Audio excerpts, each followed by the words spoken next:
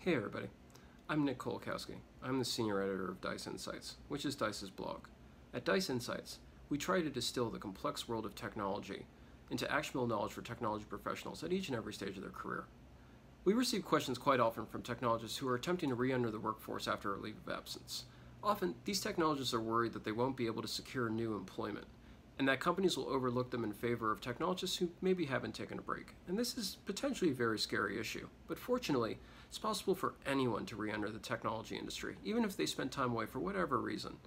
In order to succeed, it's best to first take a step back and look through the eyes of the recruiter or the hiring manager who will be reading your application materials. Sure, they'll notice that you left the technology industry for several months or maybe even several years. There's no way to avoid that. But what else will they look for? That's kind of the key question here. And the answer, of course, is your skills. And that's why it's crucial to keep your skills and knowledge as up to date as possible.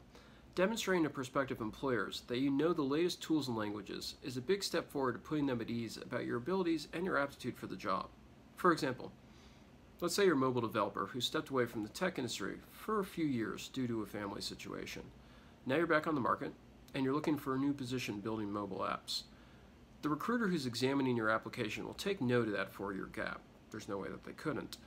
But if you kept up with the latest developments in mobile, they'll also note that you have working knowledge of Kotlin and Swift, which are two programming languages that emerged and evolved after you stepped away.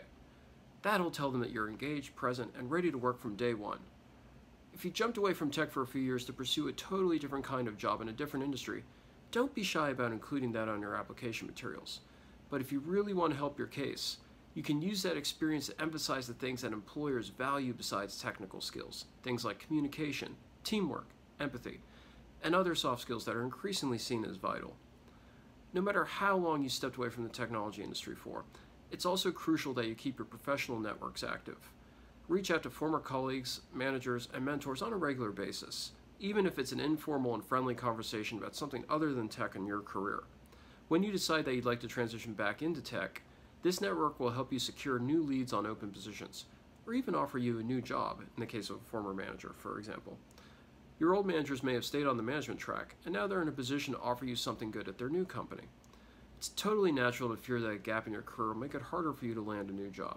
But with some preparation, as well as a continuing commitment to learn, you can ease hiring managers' fears about your abilities and transition back into the tech industry as if you never left.